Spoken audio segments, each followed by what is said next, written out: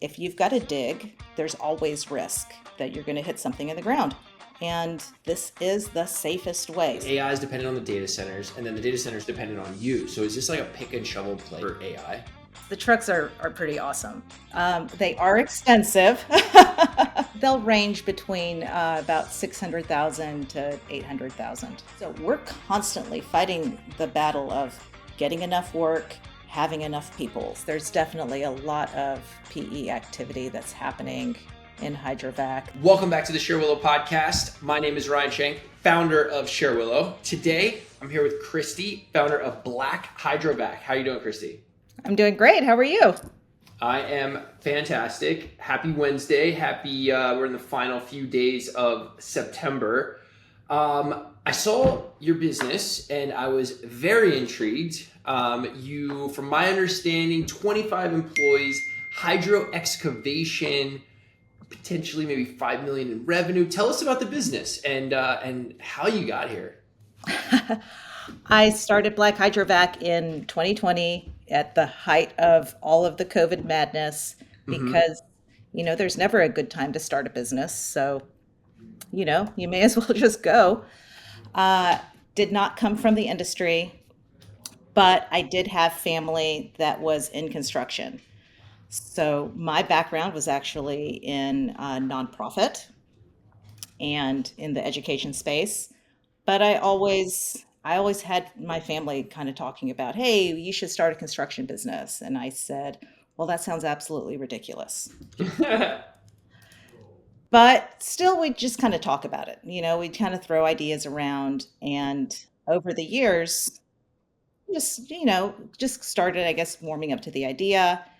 My husband comes home from work one day and he goes, hey, I think we should start a vac truck company. And I was like, well, what is that? Um, he's like, well, I see these trucks that are on my job sites. They just seem to be more and more of them. I think it's interesting. And it was also a new piece of construction equipment on his job sites. So that's another, little thing that kind of piques interest because when you've been in construction your whole life, you kind of, you know what you're looking at, and this was a new piece of equipment. So, we started looking into things, um, and there were a lot of really interesting things about hydro excavation. Okay, so what is hydro excavation? I was about to ask you, what are these vac vans? What is that? So, big trucks, bigger than a dump truck, smaller than a tractor trailer, and it's a pressure washer system and a vacuum system on board. And we use high pressure water to dig and melt the ground into a slurry, and we vacuum it up. And the reason why you would want to go through this trouble of digging this way is it's Mhm. incredibly safe. So it's non-destructive. We can dig on top of just about anything, and it's the safest way to dig. Um, and you can dig on top of utility lines, underground infrastructure. We can dig around tree roots, things that are fragile in the ground, and we can dig safely without damaging anything. So most What's of the the time, what's the use case? Like, tell me what. Like, give me a use case so that I can yeah. better understand this. So most of the time we're working alongside someone doing heavy excavation, so running big excavators, dirt moving, and we are locating the underground utilities ahead of them doing bigger trenching. So we dig on top of utility lines so that we can find the exact location, as opposed to, like you have to call 811 to get lines located. But 811 is, they've already got like a 2 foot variance on where they estimate the line to be. Uh, and then it's also not exact. There's still a lot of risk. They get as close as they can, but things in the ground can cause interference with the signals. So it's not always exact. This So are gives it they the telling you where to exact. dig? It depends. Okay. Sometimes we will come after Miss Utility, and Miss Utility will paint marks on the ground, or a Hmm. private locator will paint marks on the ground, and we'll dig on top of those marks just to locate the utility that we think is there. Yeah. Sometimes we're digging exploratory digging, so we may Hmm.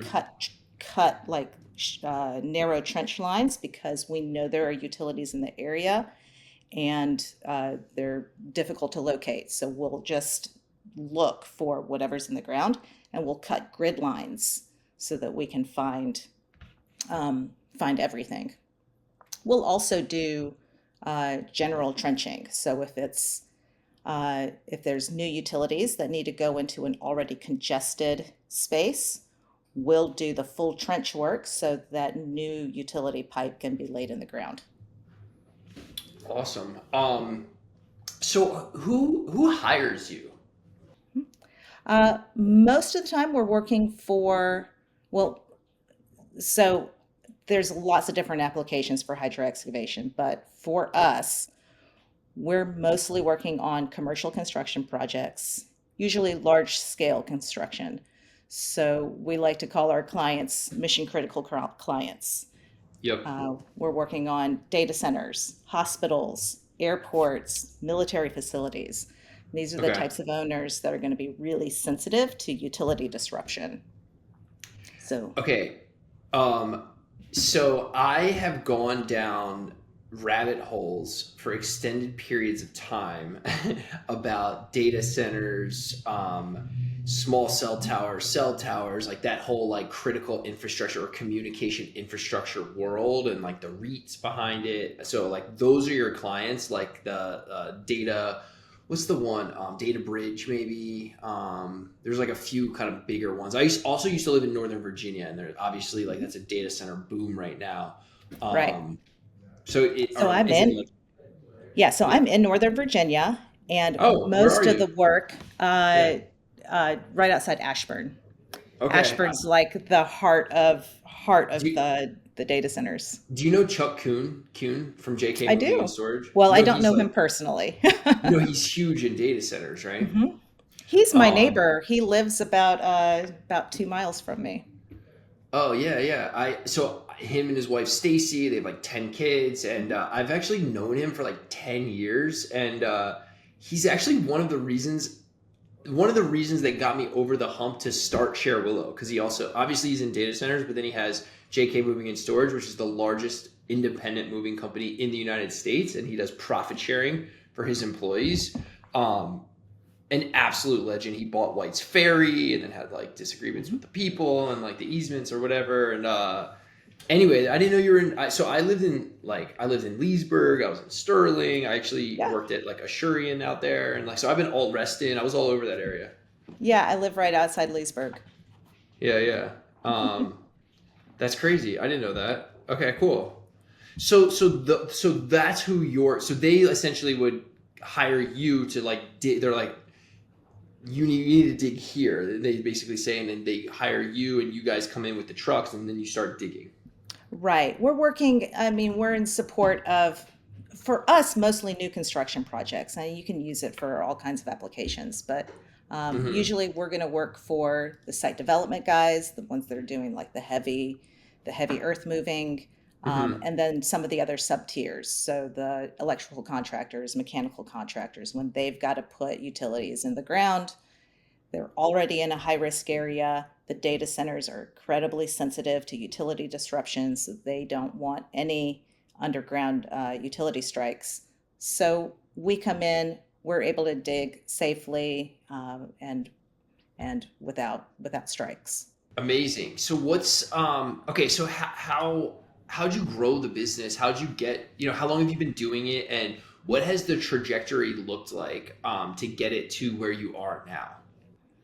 Yeah, I will say the hydrovac industry is growing very naturally. Like it's naturally expanding as more people learn about it and its abilities.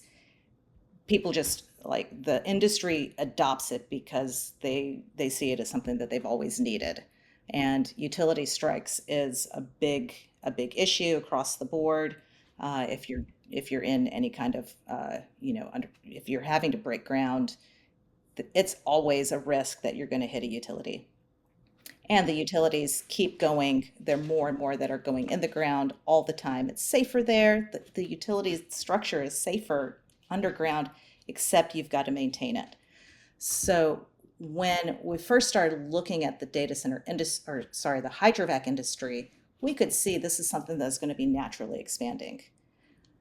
What really helped me as business owner is because the industry is so strong, it was really able to absorb a lot of my mistakes as a first time business owner because demand was always strong. You know what's So, Yeah, sorry, keep yeah. going. Yeah. So I think we've scaled at a pretty steady rate. We could probably have moved faster, but it was really important to me to make sure that we had a really strong base for the company. Hmm. I was not trying to build something as fast as possible, and I really also wanted to maintain good quality of life for all of my people. I'm not the Hmm. kind of person that wants to, run around like everything is an emergency. I want us to be consistent. I want us to have high quality. And you Hmm. can't do those things if you're just pushing, at 110% all the time. Yeah. Would you say this is something, I know a lot of people are always like kind of the picks and shovels of like sort of the gold rush, but then the picks and shovels. Do you think this is like the picks and shovels play of AI? And I know it was kind of crypto because it's the data center. So this is almost like another thing like off from the data. Like I feel like AI is dependent on the data centers and then the data centers Mhm. just maybe dependent on you. So is this like a pick and shovel play for AI? That's a great point because you're right. This is the kind of service that like you can't replace it with AI, uh, because you're never really going to know until somebody develops true X-ray vision for the ground. Hmm. If you've got to dig, there's always risk, Yeah. that you're going to hit something in the ground, and this is this is the safest way. So it's just a very like Hmm. you know, baseline, like low level task that's just always going to have to be done. And Hmm. as infrastructure continues to get more sophisticated, more stuff is in the ground. You know, Right. we do as much as we can with modeling, with trying to, document exactly where underground Hmm. utilities are, but it's still risky because you can't see it. Yeah, that's crazy. Okay, so just so I understand, um, so someone wants to put in a data center, for instance, and they're like, okay, what happens underground? So you're digging, and then you're using the trucks to like remove the dirt, right? Mhm. Um, what are you doing down there? Are you like then grabbing the wire? Are you like kind of hooking things up down there? Like what's happening down there? And how far down is it? Well, this is just one very small piece of a, much, much bigger picture of data center construction. We are only supporting excavation so that somebody else can come behind us and either dig bigger trenches to put more utilities in the ground, Hmm. or just doing repairs. So we're only opening up the ground, and then Okay, and okay. then we walk away. You start the hole or the Right. We ground. start we start the process. Okay. We also work like in the design and engineering phase. So before the project is even starting, before it's even approved, Hmm. the engineers are just trying to figure out, is this possible? What's in the ground right now so that we can plan for putting in um, new utilities.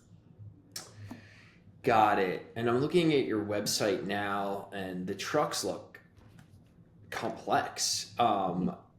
Like, what are these trucks? And do you buy them off the shelf like that, or do you have to custom configure these trucks? And like, how much is one of these trucks? These are like, I would imagine, like, if you didn't tell me, I would guess like, I almost want to say $1 million, but probably like $500,000, right? They'll range between about 600,000 to 800,000. Yeah. That's crazy. Yeah. Yeah. Okay, so keep going. That's wild. Yeah, so I mean, and it's built off of a like a tractor trailer type chassis.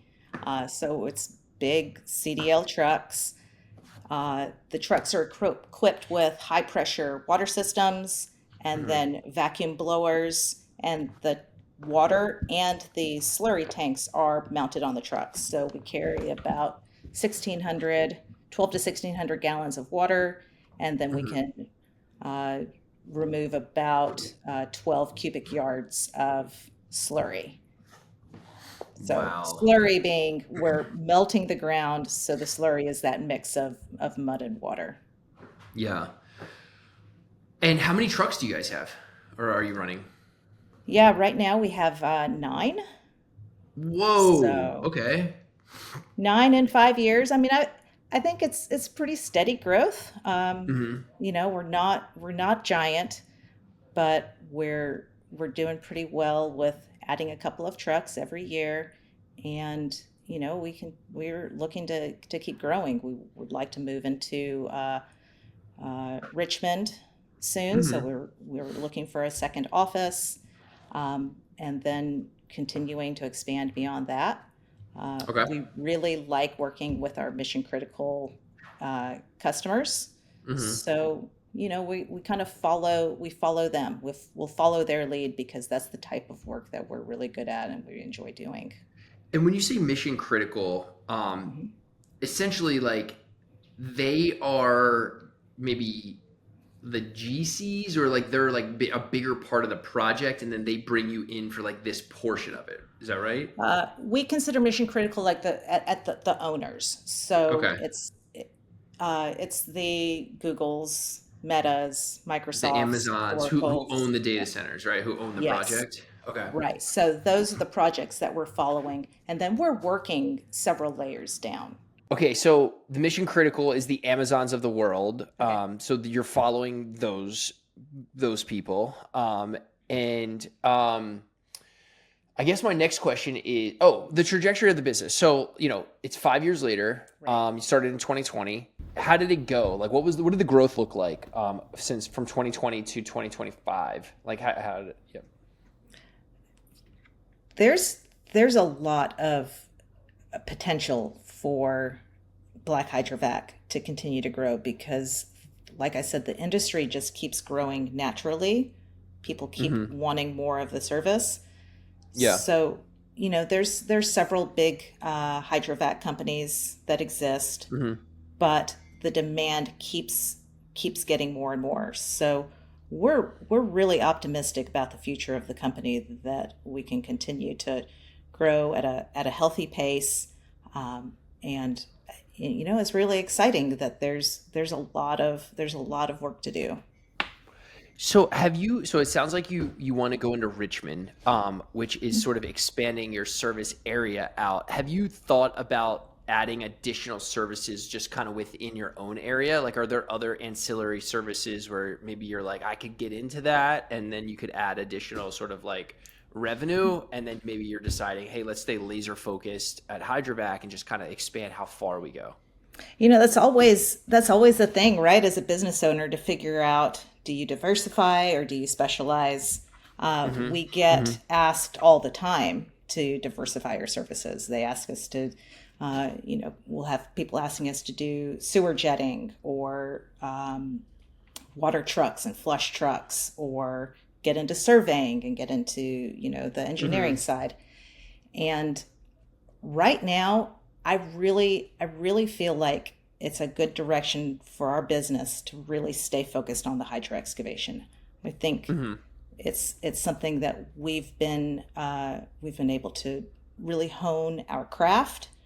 We Hmm. are able to do a few things that are a little bit unique, um, and being new to the industry, I one of my favorite entrepreneurs is Sarah Blakely, and I'm from obsessed with Spanx. Jesse Itzler and Sarah Blakely. Like, don't even get me started. I could go on a rant. So, Yes. so something Sarah has said is, when you go into doing something new that you've never done before, you're guaranteed to do it different. So, Hmm. with me not having a background, we were able to approach this business in a unique way. And I think the way that we deliver our services, some of the extras that we provide, we've been able to do some things that are really good for the industry. And I'm really Yeah. pleased with how we've been able to grow our product and what we're able to offer the market. I really Yeah. think for now we're probably going to stay locked in on the hydro excavation. I can see us expanding territory before I see us expanding our services. Yeah. Okay. So I'm personally a fan. I love the saying, and actually, maybe with your line of work, you'll like this saying, but like an inch wide and a mile deep.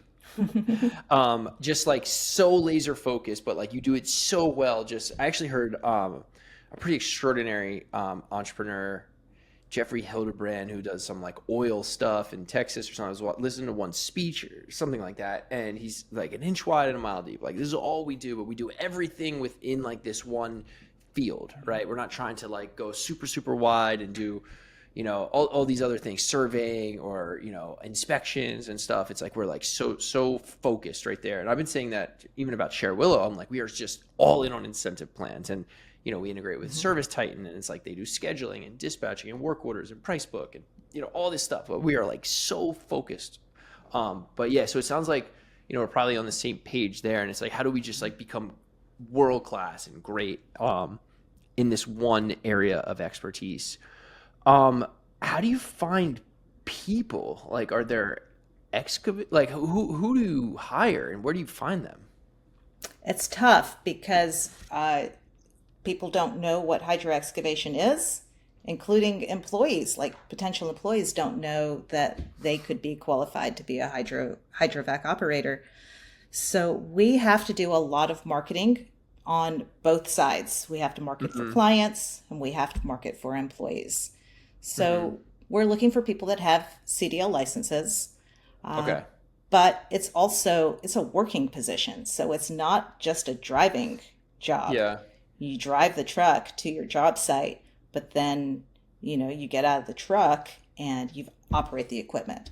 So we really love hiring people that are heavy equipment operators that also have a CDL. That's Okay. usually our ideal profile. Interesting. Okay. So, um, and are they typically applying probably like from other industries? They just have those qualifications, or are they coming to you from like a hydrovac company? You know what I mean? Like, are they already Some, in your space? Yeah.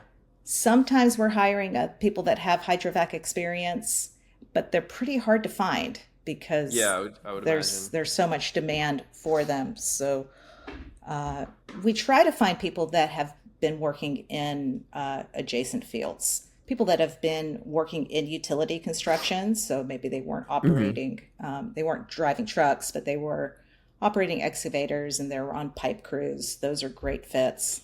Um, and then, yeah, people that have been working in heavy earth moving. And what I really love That's is such the a quality of, cool yeah. heavy earth moving. Like, that's just so cool. Like, I just move the earth. Like, that's just cool. Something I love about equipment operators is you get some people that just understand machinery and Hmm. the equipment becomes an extension of their body. Like they can Mm. operate so naturally and it's such a unique skill and it's something that I just really admire that I mean I think it's just natural. Some people have Yeah. it and it's really pretty special when you see somebody that just understands the machinery, how it moves, just the geometry of it, and it's like just an extension of their body, and they can do just great things. Yeah, that's so cool. Um, so what's like talk to me about like a job. So what software are you using? And then are these, Mhm. like year long jobs, or are they sometimes, bing bang boom, we go, we find it, we start the hole, someone else comes in after? Like talk to me about like scope of the job and like what is like an average job size? Yeah, most of our scopes are pretty small. We usually are working for the same clients over and over again, but on small scope things. So, it may be we need 10 holes dug along this water line, and we're Mm-hmm. just locating it. And then we're going to move on to, you know, around the other side of the building, and we're digging out concrete footers.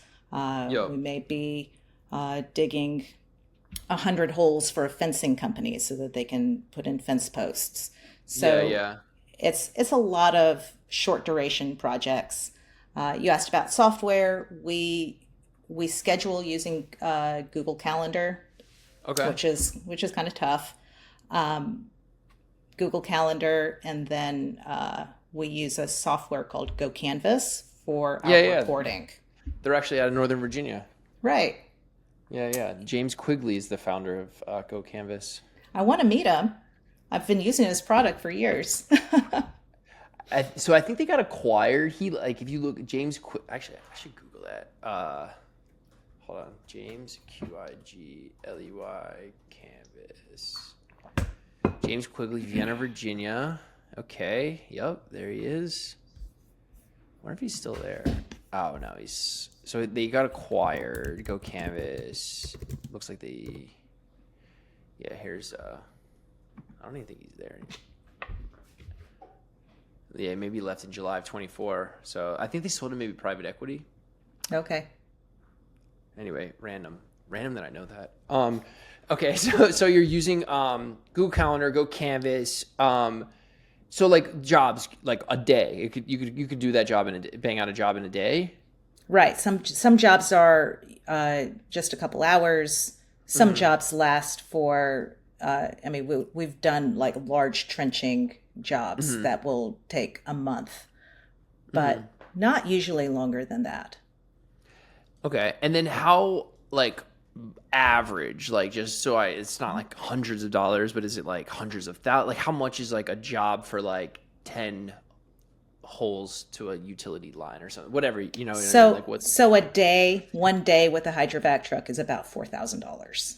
Okay. Yeah. So for like these huge projects by Amazon, like that's like a little line item for them, but that's great for you. Average ticket size 4K. That's great. Amazing.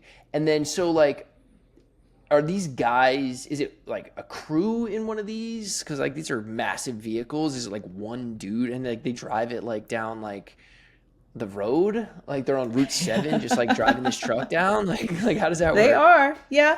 Okay. We like to have 2-person crews. You can Okay. do it with one person. We prefer 2 people just for safety, productivity.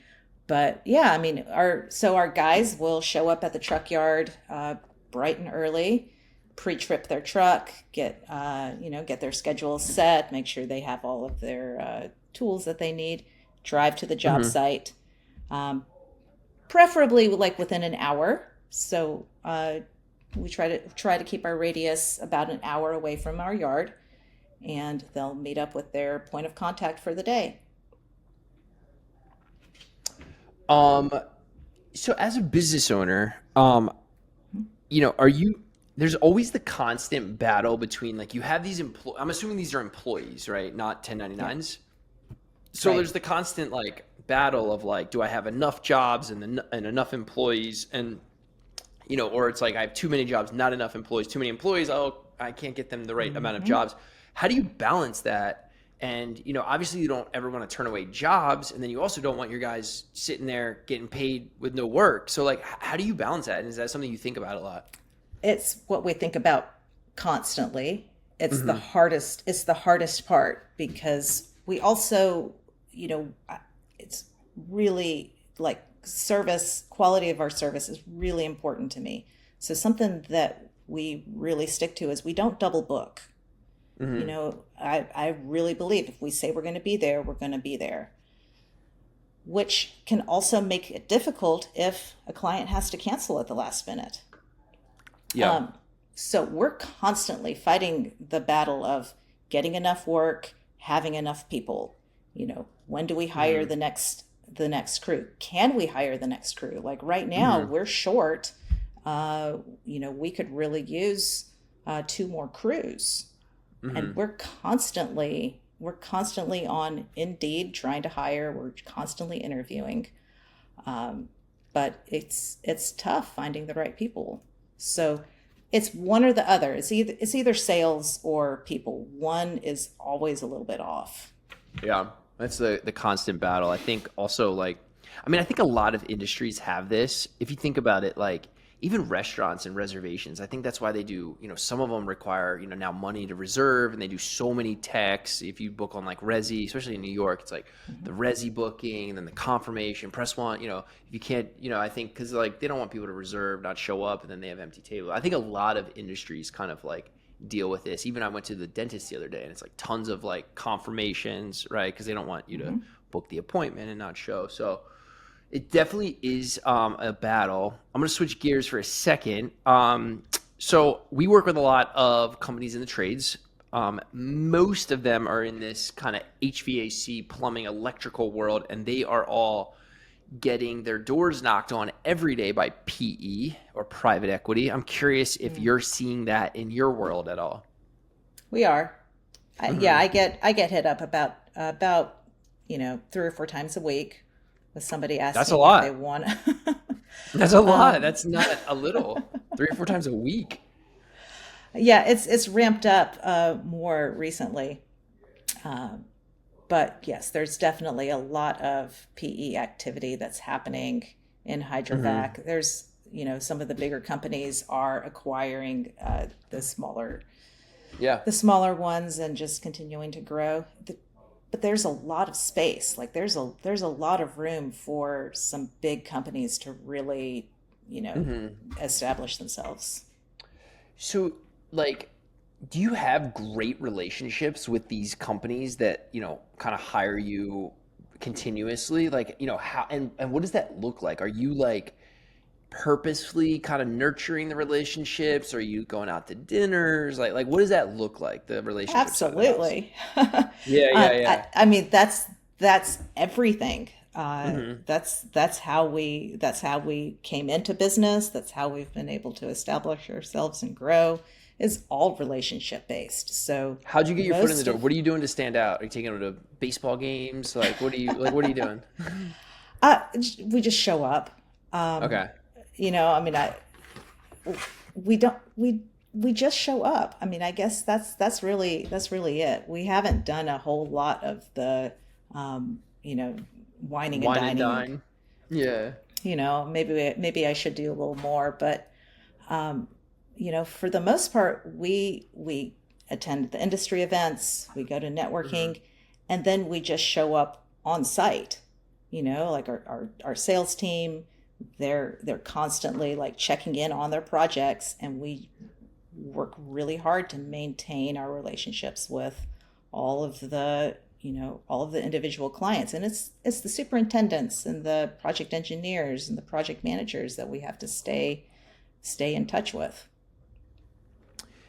Yeah, it's pretty incredible how far ahead of everyone else you can get just by being reliable and consistent. It's like so many people aren't that if Mm-hmm. you just show up, I mean, I love that you said that. It's like we are able to get ahead because we're reliable, because we show up.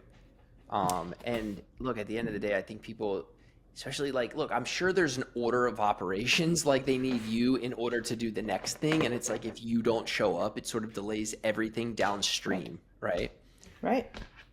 Um, Tell you a story. One of my early clients, I went out to the job site to meet him. Just he had called us for a couple of days in a row, and I just went out to say thank you, check on the crew, and he said, "You know what, Kristy, I really like you because you know what, your truck, it shows up on time. Your driver calls me as soon as he gets there." And he's ready to work, and I tell him what we need to do. He jumps out of the truck. He starts going. mhm. Halfway through the day, I've got to change. Like we've got a shift, and sorry, we've got a different scope. I need you to work on something else. The driver's like happy and packs up his stuff, moves off to the other side of the job site. No complaints. And then at the end Mhm. of the day, he's done. And I said, well, isn't that isn't that exactly what he's supposed to do? He said, well, yeah, but for it to actually happen and to happen consistently day after day, it's a really big deal. Oh, that like makes me feel get like the chills a little bit. It's like for you, you're like, yeah, that's table stakes, and for them, they're like, yeah, but like the bar's on the floor, Hmm. essentially. That's wild. Um, so anyone listening, up and coming people, just show up, be consistent, and be reliable. I think even I've noticed that for employees that I've worked with over the years, like the ones that day in day out show up, and it's never like, are they, is there going to be something? It's just like it never is a thing. This girl on my team right now, Danielle, shows up every day, like just super consistent. And yeah, I think yeah, that's incredible. Wow. So okay, so coming up to the tail end of here, I've like really enjoyed this, by the way. I think it's super interesting. I think also again, I'm like randomly into things that are, maybe not, notice everyone's going after HVAC companies and all of that, right? And I think this is a little off the beaten path because it's not so like a consumer doesn't hire you, right? It's more like kind of B2B, and it's like sort of in the trenches, literally. Um, so I think it's really cool, these kind of areas that maybe a lot of people aren't seeing. And but they're kind of, you have tailwinds. You have, so the thing that I was saying earlier, like AI is dependent on the data centers getting built, and I think that's why there's a massive boom there. But then you get to ride the tailwinds of the data centers, which are riding the tailwinds of the AI sort of boom, right? And they kind of, so I love it when there's this like big macro trend that you can kind of ride. Really, really incredible. Also, you have the benefit of, there is a concentration in certain geographic regions, right? I think if you were in like another area, you would figure out something else. But it's like there's the opportunity where you are for your business and for the data center stuff that's happening. There is. Um, Northern Virginia is pretty unique with the concentration of data centers, but that data center construction is spreading throughout the country. And mhm, being here, so I'm not from Virginia, I'm from Georgia, but I mhm, remember when we moved to the Virginia area, and like there was just kind of feels like there's something in the air. Like you can be successful here if you have a vision, if you have an idea. This really is very fertile ground to be able to mhm, grow whatever it is that you want to do. So, mhm. that I think inspires a lot of confidence, and it inspires a lot of people to like, hey, like what am I capable of? Yeah. Okay, so final questions, and then we're gonna wrap up. Where do Okay. you want the business to be in 2 years? Not five, not 10, two Okay. years, size of business. I would say I would like us to be double the revenue that we're now, which I think we're in really good shape to be able to do that. We've got a really strong base, and I would like us to be at least one more city. So we really are eyeing Richmond, Hmm. but also doing more travel work.